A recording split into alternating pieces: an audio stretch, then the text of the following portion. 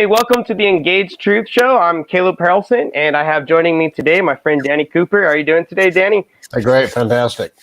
Awesome. Well, I'm really excited about today's episode, and as I said, the Engaged Truth Show, we engage with popular claims and objections against Christianity, and we try to answer those claims and also help equip believers on how to engage with others on the gospel and engage others on sharing the one true gospel. And today we're going to be focused on sharing the gospel with Mormons, and we're going to probably make some of the distinctions on how their gospel is a different gospel from what the Bible teaches. But I'm really excited about the guest that we have with us today. We have my friend Chuck, who's going to be joining us here all the way from Kansas City, Kansas. How are you doing today, Chuck? It's good to see you. Friends, good to meet you. Very good. Well, and how do you say your last name? Is it Brocka? Exactly. Yeah, you got it right. I was like, I might butcher this. Hardly anybody in the world says that right the first time. Really? Oh, awesome. Well, I checked out rock right in the middle of it, so it looks like Brocka. See? Yeah, I know. I almost said that, and then I stopped myself. So you also we brought you on today because I can't remember how I found you, but I found you on Facebook, and I was like, man, this guy. His posts are fire, man. They're just like, boom. They're really challenging people to be like, let's look at the truth. Who is Jesus, and what is the Mormon Church claiming about who Jesus is? And I'm like, we need to get this guy on because it sounds like you've been doing great ministry. And then I saw that you have a passion and a heart to reach JWs and Mormons. And so maybe you can just tell us a little bit about yourself and your ministry, what you do, and how long you've been doing it. Well, we went to Alaska in 1982, and in Ketchikan, Alaska, there was a man there, a construction man came through. His name is Chuck, and he was well acquainted with Saints Alive, and he gave me a lot of tracts, and so I would leave those tracts around town and try to help Mormons as much as possible. Then we're out in Bush, Alaska, and working with the natives, and after 4 years of Alaska, we were down in Canada, British Columbia, for 7 years, and I was witnessing to a JW on the streets, and she just blew me away. She knew so many things about the water and all that, and so I thought, well, I've got to study up. And so, the more you study the Bible and then look into their things, you just grow like a weed. And it got to the point where get out of the car, step on the sidewalk. Sometimes they were packing their briefcases, to head for home. But they were like a small army on the streets of British Columbia in different cities, trying to peddle their magazines. And there's something about that just really bothers me. If they can make such a bold statement for that which is false, we need to be there with the truth. And so I was witnessing to them on a weekly basis, and I've trained others in this, and when people start witnessing for the Lord, the deity of Jesus Christ in the Bible becomes just overwhelming, and salvation by grace through faith. And so they kind of do us a favor in that sense because we grow so much, and then we get to witness, and there's something about witnessing, looking into the eyes of a lost soul, and to hear their heart and hear their voice. It's very touching. And so you want to go back and talk to them again. Well, then over in Hawaii, we were in Hawaii next for 4 years. It's Mormon country. And so I wanted to make as big of an impact on the island as I possibly could.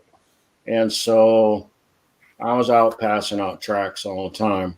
Went back 10 years later, and geography doesn't matter to me, like where I go or vacation, something like that.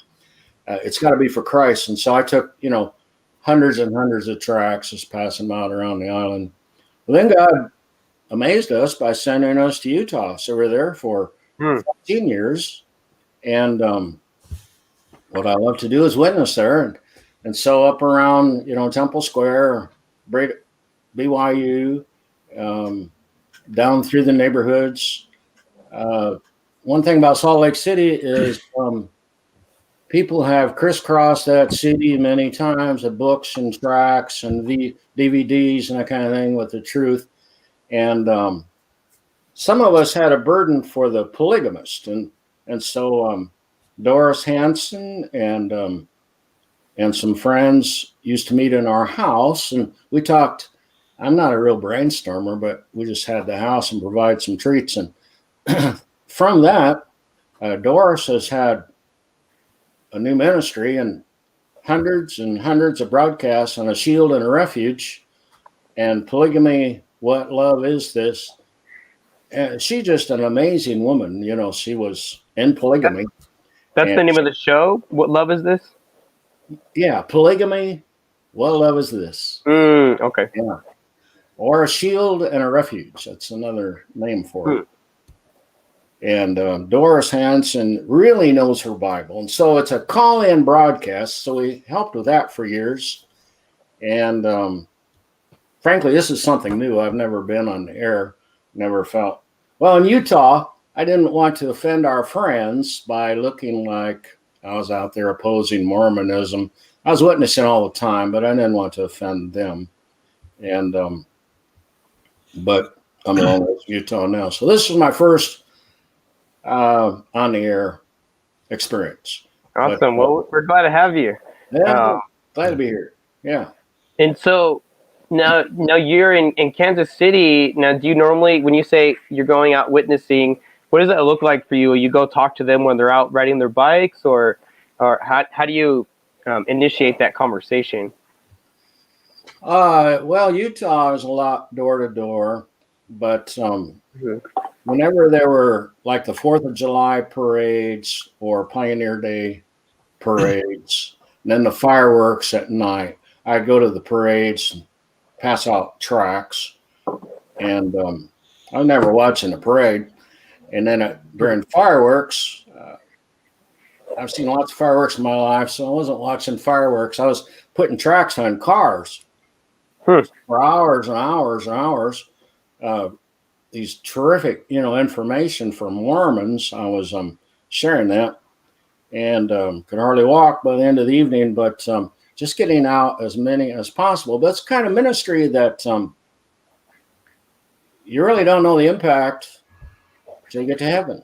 But that's all right. That's in God's hands. Sure. Wherever there's Mormon missionaries in a restaurant or something like that, I like to approach the kids and talk to them. And we would have them in our home many times, give them M&Ms and some juice and things, and just love them along, tell them about Jesus. Yeah, that's awesome. And I think it's cool that you're sharing tracts, because I know some people have had different thoughts, like, well, is it effective or not? But I think I'm curious what you had on those tracts, because I think like you said, there is an argument that you can make that you are sharing the information and you don't know who may or may not read it. And so, I think we can be too quick to criticize something like that, that some people who would criticize it. But what did you have on those tracts, if it's targeted for Mormons, right? Well, I spent hours and hours days writing a salvation tract geared towards the LDS, but and it's great for the public in general.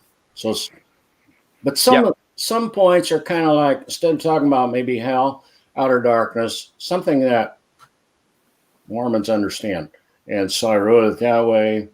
And then whatever the Lord moved upon me, I'd write a tract like about temples or something like that. And we have a printer friend in Hawaii who is all in us for tracts. And so he will send me thousands of tracts. All I got to do is tell him what I want. I make it up, and then he prints it off. And whether it's effective, you see people reading them. And just by sheer volume, thousands of tracts, somebody's going to get touched. And especially addressing, whatever the Lord lays on my heart to write about. And so, for BYU, I'd write something about BYU even, or something like that. How would you tailor the different tracts from Mormons to Jehovah's Witnesses? Well, both needed to know the deity of Jesus Christ and the gospel road, Mm-hmm. But like Jehovah Witnesses, we crossed the city of Abbotsford. Hadn't quite finished it when we moved away. But after talking to them on the street, I found out where they live. And so one Christmas, I wrote up a Christmas tract, but it wasn't just, like a Christian Christmas, but talking about the things that they held as obstacles to considering Christmas. Right. And so I deliver a Christmas card to their house. I bet they didn't like that.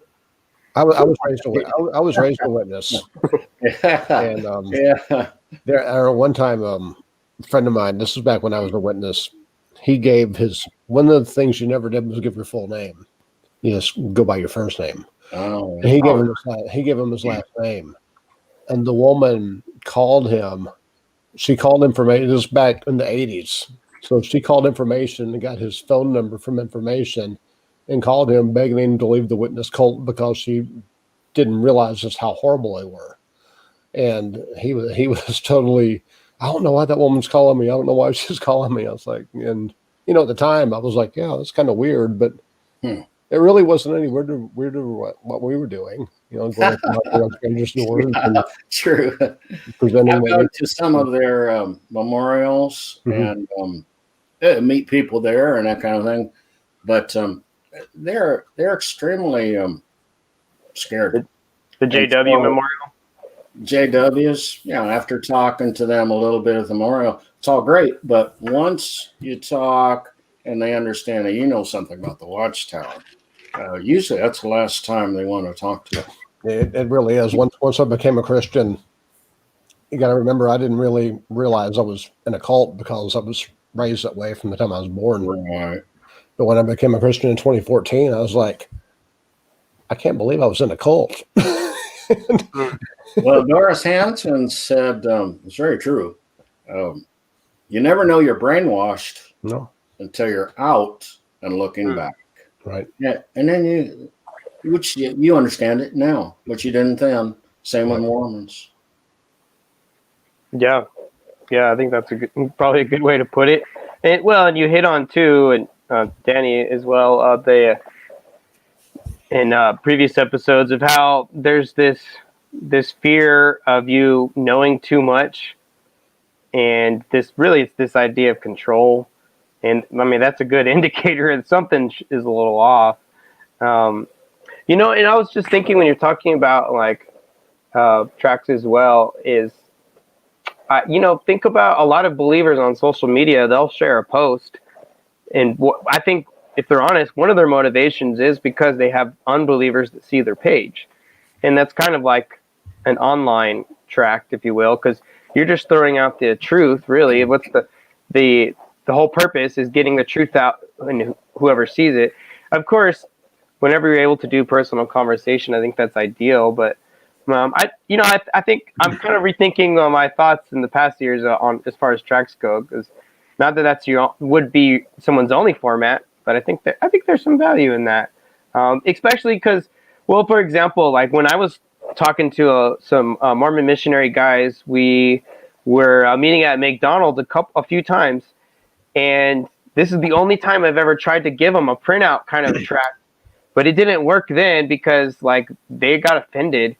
And so then from there, I was like, okay, I think I'm just going to stick with reasoning on the scriptures and seeing, comparing what scripture says with the Book of Mormon. Because, and then I heard them when they walked out of the building, they're like, I'm not going to read this. Like they're going to throw it in the trash. But, sometimes maybe someone would read it on their own if they saw it laying around and kind of look at it, and like, oh, I'm going to look at this and see what I think. You know what I mean? Like, not one years ago there was a Jehovah's Witness going into a convention. Somebody slipped a tract into his hand, and he had a grip on it, and it said, "Are you really a Jehovah's Witness?" And right after that, an elder snatched it out of his hand. and nobody would know what happened except he became a Christian. So then later on, he told us this is what happened. You know, he was excited to have the tract, but they can only read it in secret. And so I wrote a tract. I wrote one of the tracts. Are you really a Jehovah's Witness? And so when I go to Jehovah's Witness conventions, or Oklahoma City, or Lincoln, or Des Moines, or Springfield, Independence, I put them on cars, slip them in between the cracks of the cars, so you know some hero doesn't come out and take them all, but they can't see them because they're not till they open the door, and they're too they don't want to make a mess, so they pick it up and take it home with them. Well, then it's between them and God, you know, whatever happens there. Talking to Mormons on the internet, it's pretty much like a tract. I share information, share an article, and usually I write it myself. And but they're scared too. Some of those pages kick me off. They know I'm talking to them. They don't want me on there because they can't prove a thing. Mormon Church is wrong on every single major doctrine. I tell them, challenge me. You name the doctrine, we'll talk about it. And usually they don't say anything at all. The conversation kind of dies. So they get intimidated after a time. And but it's offense and defense. And for some reason, God has kind of designed me. Like I'm not extremely smart or nothing like that. I'm just old. And I was in Utah for so many years, witnessing, researching. And the more you research, the more you learn. And then I've accumulated all this information. So I have probably 12,000 articles or different information on Mormons. And organized so I can use it and find it. I've been saving this stuff for 25 years, you know, so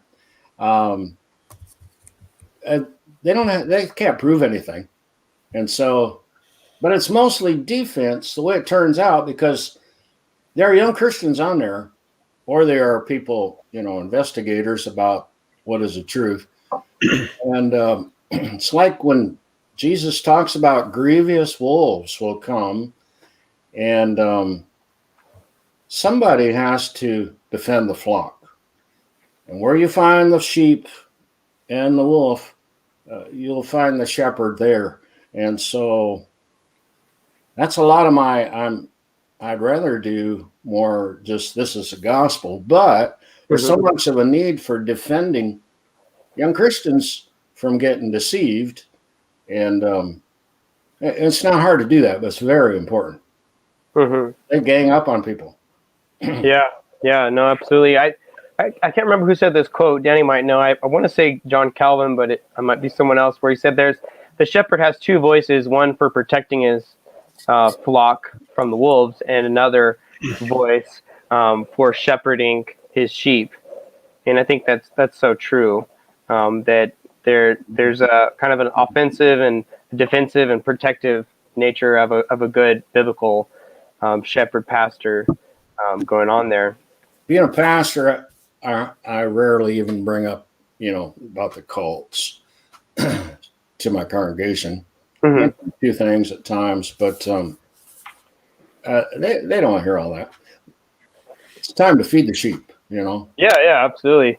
And of course, maybe you can sum up as well. The core doctrine of Mormonism is like, how would you, if you were able to sum that up, like when they're like, no, so you're talking to a Mormon and they're like, well, no, we're Christians too. Where do you take the conversation from there? That's a tough thing for Christians, because talking to Mormons, Christians that are not educated about this will walk away thinking they sound like they're Christians too.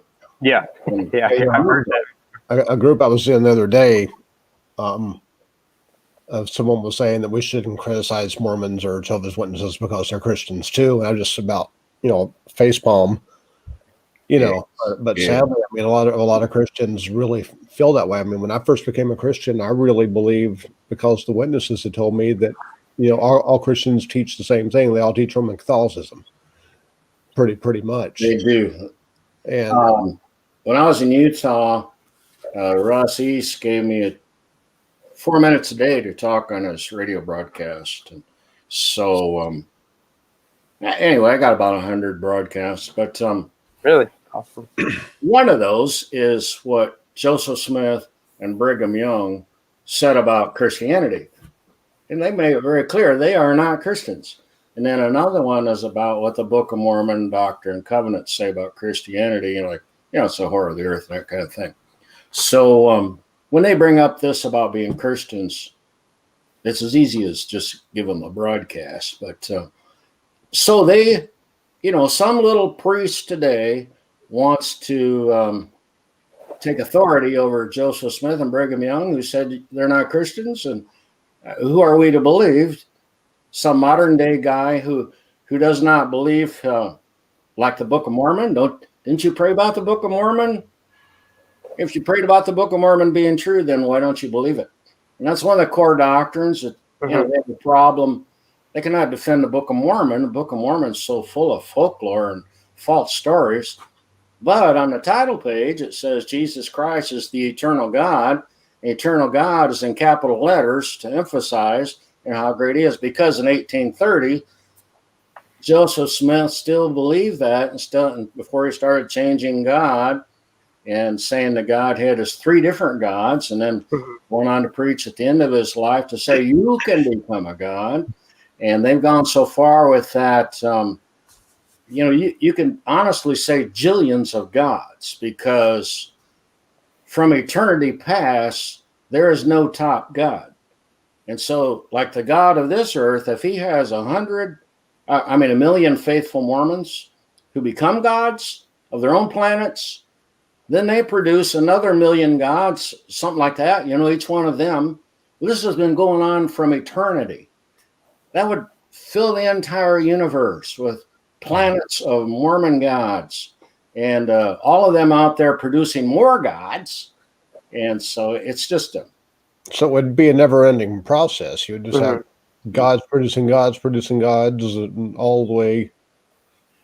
Problem is, Mormons, JWs too, you got to teach them their own false doctrine before you can teach them the truth. Like, they will reject that. There are so many things about Mormonism, they do not believe it. But it's from their apostles and prophets. The amazing thing is they won't believe their own prophets. Right. This is, then they mock us like that's just your interpretation, or you made that up. Yeah. You just quoted their own people. but you show it from their own literature that they're like, no, that they didn't mean that. They meant something else. They redefine the terms. They redefine the term. And that's it with Christians witnessing the Mormons. Right. Is if you ever want to find someone who agrees with you on every point, witness to a Mormon. Witness to a Mormon missionary. Oh, we think that's fabulous. That's one of my favorite verses. Yes, we believe Jesus Christ is God. And all these things, they agree with you. But if you really want to witness to them, ask them questions. Let them put their foot in their mouth. What do you ask? Well, because I'm going to be totally honest with you. I'm really pretty ignorant of the Mormon doctrine. Yeah. If you I had some Mormons come to my house, what would be the three things I would need to ask them? Well, whatever you can do. Love them along, and whatever you can share, that's good. The Holy Spirit can use that. But forgot what I was going to say. But anyway, what to ask them? Oh, yes. Yeah. Who is Jesus Christ? And he's their spirit brother. Okay. He's your brother. Well, I have a brother. Oh, I don't trust him to save me. Jesus is your brother. Of course, that's from heaven. There, Jesus had two mothers, one in heaven, one from Bethlehem, or the Book of Mormon says Jerusalem. But so Jesus is their older brother, and then actually the Mormon man God. That's the thing about Mormon God. He's just a man God, and he's localized. He is not omnipresent. He can't be everywhere at once, and that's a pretty small God. Yeah. And so the Mormon man god and his physical wife are somehow producing a planet with 7 billion people. And one child at a time, that's incomprehensible. Right. But anyway, if Jesus is your brother, here's what happened. The Heavenly Father went to Israel and impregnated Mary. Mary is his spirit daughter. That's incest. Jesus is the older brother of all of us. And so the Mormon Mary gave birth to her older brother. And Mormons get pretty upset about that. They accuse us of being perverts or something like that. No, we did not write this.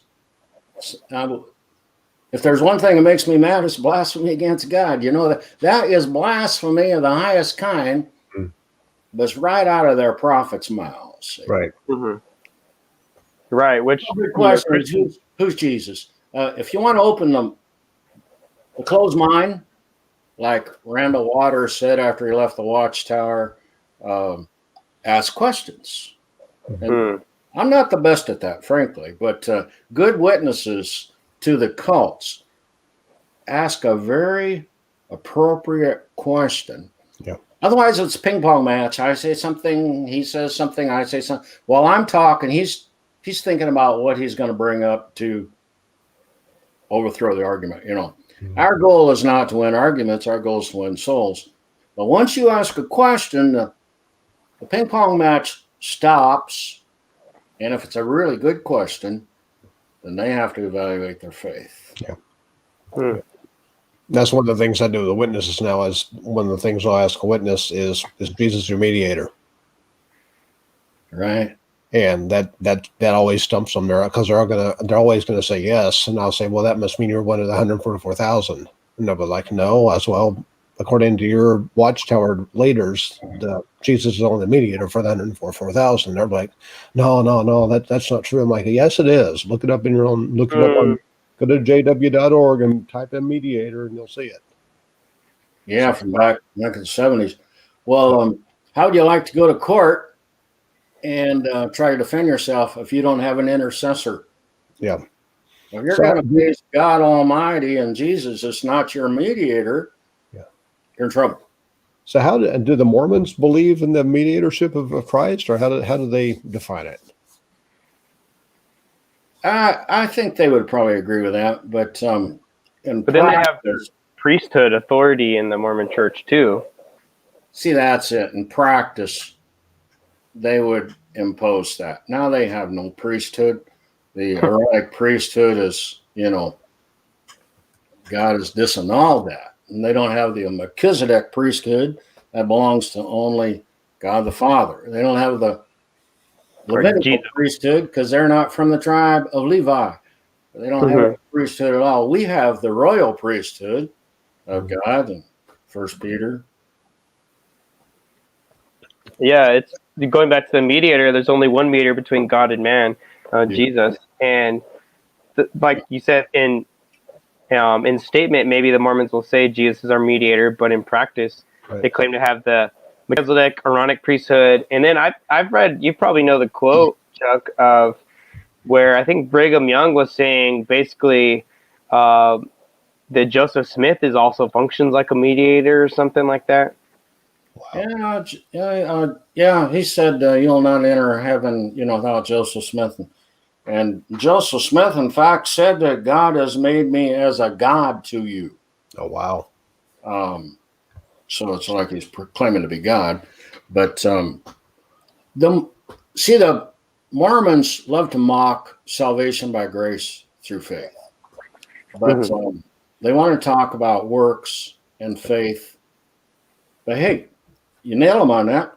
I mean, you nail it down.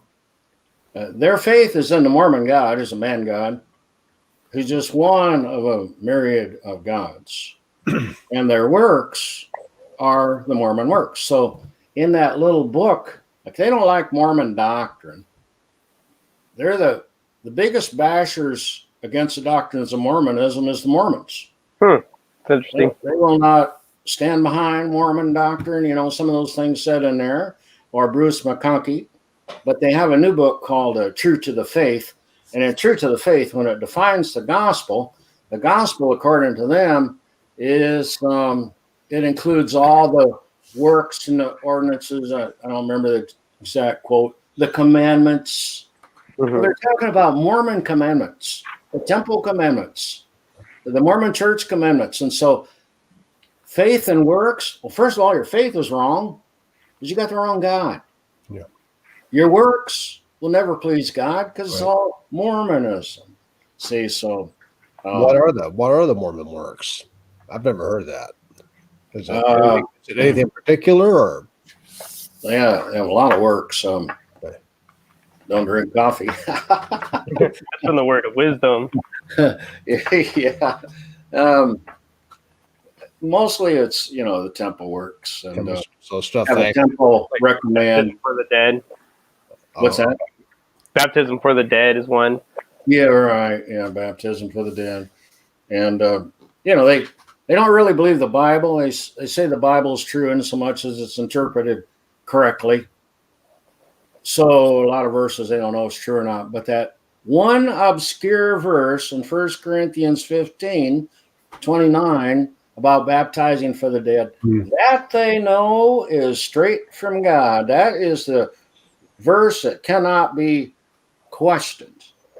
But they take it out of context. Yeah. It's talking about a cult from the first century that did baptize the dead. So it's talking about we versus they. We are the believers. They, the cult, baptizes for the dead. They baptized Hitler. They won't baptize all those Jews that he killed because they don't know their names.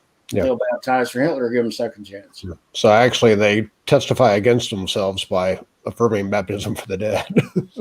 All the time. Yeah. They always have a closet doctrine. Whatever you're talking to them about, they'll bring up something else. Well, it's easy to do when you have so many different views from so many Mormon apostles and prophets and books.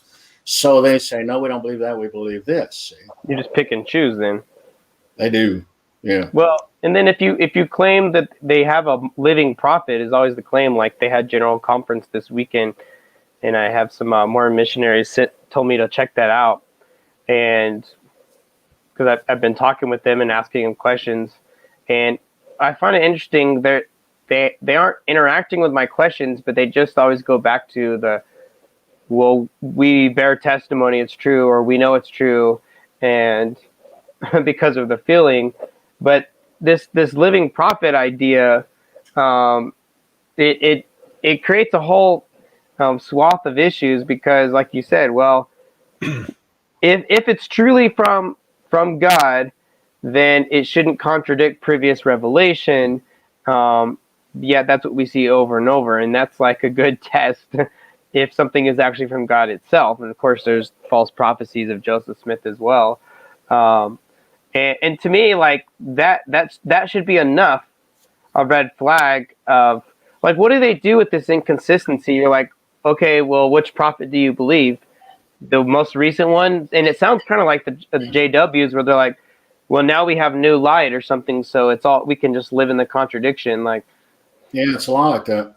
Mormon or the JWs don't read the next verse. It says, when you didn't have that truth, you were in wickedness, you're in darkness, so the watchtower was in darkness and up to that point. And when Mormons are very proud of the fact that they have a living prophet, whoever the living prophet says, that's what's important. Like Monson, actually I challenged him, went down to church headquarters, gave him a paper challenging Monson to a debate. I mean, he's really? You got to know the answers, You talked to Monson? No, I can't. You can't get to him. But you tried to, yeah. I left it with her. That's kind of cool. Let's have it at the conference center. 21,000 people there, and cameras from all over the world. If you are the true church, and you got a prophet to answer all these questions, let's talk. But they're cowards at heart. But anyway, Monson said, "Dare to be a Mormon, dare to be a Mormon," kind of like the "Dare to be a Daniel" song. And then this current prophet, their living prophet, says they're not Mormons. Don't call us Mormons. We're not. So he threw all the Mormons, prophets, under the bus because they all said they're Mormons. Or was that Nelson who said that? Or Nelson, yeah. okay, yeah, because I remember the current one, because Munson was up to 2018, then Nelson took over after that, Russell Nelson. Yeah, they say they believe the Book of Mormon, but the Book of Mormon is about modalism, that the Father and the Son are the same person. It's got Trinitarianism in there. It's a mix because Joseph Smith was mixed up. But you can show them Book of Mormon verses. They're not impressed with that. Because whatever the modern prophet says trumps everything from history. So the Book of Mormon would be outdated. Well, I tell them all the time, you're an apostate. You're apostate. Your whole church is apostate from the Book of Mormon. Right. About one true God. And there's a whole list like Mother in Heaven or multiplicity of gods and things like that, pre-existence. None of that stuff, Mormon gospel stuff, is in the Book of Mormon.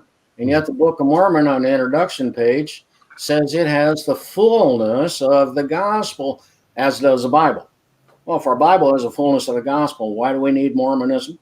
Right. And if the Book of Mormon has the fullness of the gospel, and you're telling me something else, where is it? Yeah. In the Book of Mormon.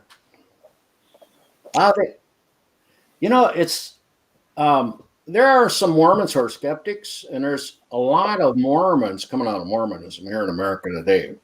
They're making big hits in Africa.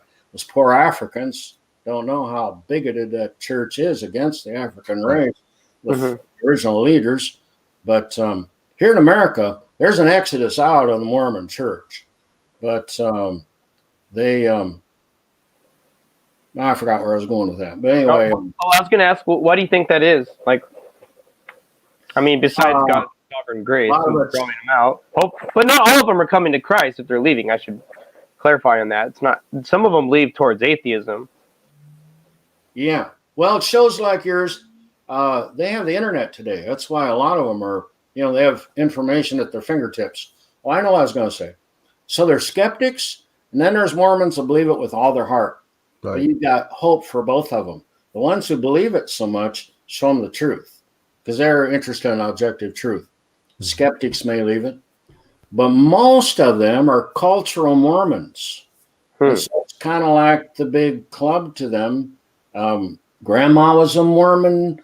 My parents are Mormons, and the postman's a Mormon. Everybody at the ward, 90% of the town maybe.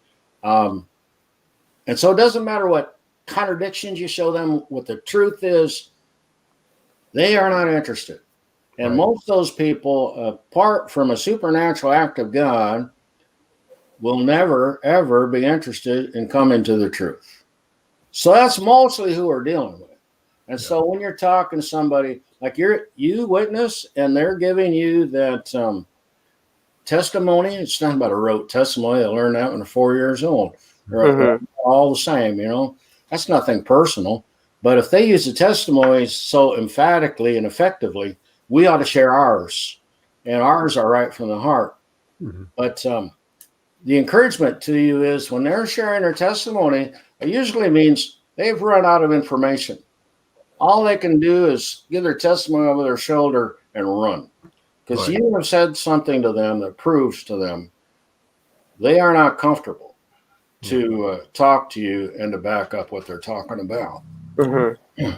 Yeah, do Mormons practice shunning like the witnesses do? If you leave Mormonism, are you shunned? They'll say they don't, but they do. And especially like there's a huge suicide rate in Utah.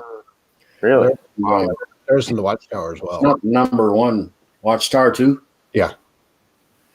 Well, the problem is with mind control, when you show them truth and it resonates, they kind of want to believe that, and they go back and talk to their elder and say, here's what I'm trying to struggle with. They say, well, read a certain Watchtower. You go back, talk to the elder again, you say, yeah, I'm still struggling with this.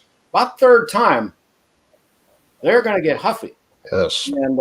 And so they send you off without answers. But when objective truth is working on your mind, but you are forced by the Watchtower to believe everything Watchtower, or like everybody in the world believes same thing, same time. Yeah, but they didn't believe that 25 years ago. But yeah, now we all believe the same thing.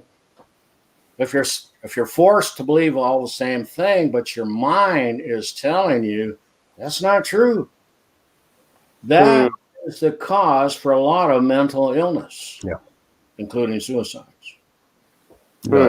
Yeah, I saw a lot of it through the years. Lots of it. Thinking back on it, it's really, really sad. But I'm sure. I'd like to give a shout out, praise the Lord for you and your salvation. Glory to God. I mean, that's what we're witnessing all the time for. You're the one we're looking for. You're the trophy. Yeah. Yeah. It's just weird now. I was thinking I was going to talk about in Africa. The witnesses are the same thing in the Mormons now in the United States. They're leaving in droves, but most of them, like Caleb said, go off into atheism or think, well, like me, when I finally left the Watchtower, I was like, well, if the Watchtower can't be right, nothing can be right. That ingrained in you, and I would imagine the same thing happens to Mormons. Yeah, you got it exactly. I was witnessing to, and others too, effectively witnessing to the most articulate Mormon. And finally he got it. But I was witnessing to him the other day because now he's an atheist. Yeah. And I've been on atheist pages and they kick me off because I don't know all about science. But when I ask them, where did you come from? And then I go through their video or something like that. Well, here's the points. Here's the problems. After a while, I'm off their page. I'm blocked from their page.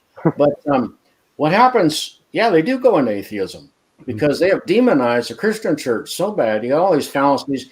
You got the Trinity, that can't be true. You got the immortal soul, that can't be true. You got hellfire, that can't be true. So they know one place you never go to is Christian church. Right. Some newcomer driving in town looking for the right church, he sees on some building the Church of Jesus Christ of the Latter-day Saints. That would tell you if there's any church in town ought to know about Jesus Christ. This one's it. Yeah. But they're nothing but Mormons. Or the Community of Christ now, they're about 45 minutes away from us across the river. I was in the visitor center of the LDS in Independence, and here's this old man, and he's a missionary, an old retired missionary. He's showing off for the young missionaries, and he kept saying things that's wrong. And I'm respectful, but when you say things that's wrong, then I tell him what's right. You say what's wrong, I'm telling him. Finally, he pushed me out the door and told me never come back, and he yelled. Physically pushed you out? He did physically. And he said, stay out. So he made kind of a spectacle of himself right in front of his own people. But they're very insecure. They can't answer our questions. Right. Yeah. That's the problem. That's the problem. And that is that way with any cult. I mean, they're all like that. They're all like that. Yeah, you atheists, they can't answer those things. No. It's like going back, I was thinking back on it about how the LDS changes. I mean, that's kind of how the Quran does. The Quran is always being updated. They're always adding to it. And one of the things I noticed is kind of the parallel between Muhammad and Joseph Smith was how they were kind of, My friend used to be Mormon, went on a mission to Japan. And so he met the Mormon missionaries. They didn't know who he was, of course. He said, let me get this straight, guys. You say your founder was a prophet? Yes. The Bible cannot be trusted? Yes. He wrote a book? Yes. He had supernatural visions? Yes. And so he took them through a lot of points. And he said, sorry, fellas, all of that was taken by Muhammad. Right. They just copied. True. The devil doesn't have many lies, I guess, but he copied the same line of logic and lies It's on the thumb drive there, by the way. Or on, if anybody wants to check out, my page, Chuck Brocka on Facebook. There's all these different albums, and one is their prophets. If you go to the one about their prophets, there's a couple articles there about Muhammad and about what Muhammad taught and what Muhammad claimed. And Joseph Smith came along, copied the same thing. They copied the Masons too. They got the Mason ceremonies in the temple, and so a sect of the Masons. They don't like to hear that either. Right. Yeah. Man, this has been great. We're just coming up, running out on time today. But I just want to thank you for your faithfulness to sharing the truth with people and loving them, because a lot of Christians today, and I kind of almost call it evangelism, that is afraid of sharing the truth and boldly sharing the truth. And I see that you're doing that, and you're setting a good example for other believers. We can't be ashamed of the gospel. It's the power of salvation unto all who believe. And that I think that has to be the standard, is that we're faithful to share the truth. And again, why we call the show Engage Truth. We want people to engage with the truth, not just engage with a feeling or an experience. Like Mormons, they believe they have a burning in the bosom. That doesn't make something true. The heart is deceitful above all. And God's word is consistent within itself. It doesn't contradict itself like the Book of Mormon. And there's only one true gospel through faith alone, and grace alone, and Christ alone, to the glory of God alone, not to the glory of man. And that's the Mormon gospel, is the glory of man. And there's only one hope, and that's in Jesus Christ, the eternal God. And so we want to invite Mormons to listen to this. Check out Chuck's page. Maybe you want to push back. I'm sure he'll dialogue with you some more. As you can see, he's a very loving guy, and cares about the truth, and cares that others would know true hope and peace and forgiveness in Christ. So it's been a joy and a pleasure having you on. We'll have to have you on again in the future, Chuck. Thanks again for coming on the show. It's been an honor. Thank you very much. You guys are my heroes. Way to go. People I respect are kind of like a comet in the sky. They're moving, they're burning, they're straight. If you look at them a few years later, they're still burning for the Lord. I just read today, persistence is like wrestling a gorilla. You do not quit when you get tired. You only quit when the gorilla gets tired. You guys are persistent. Thank you. Thank you. Yes, sir. Yes, sir. All right.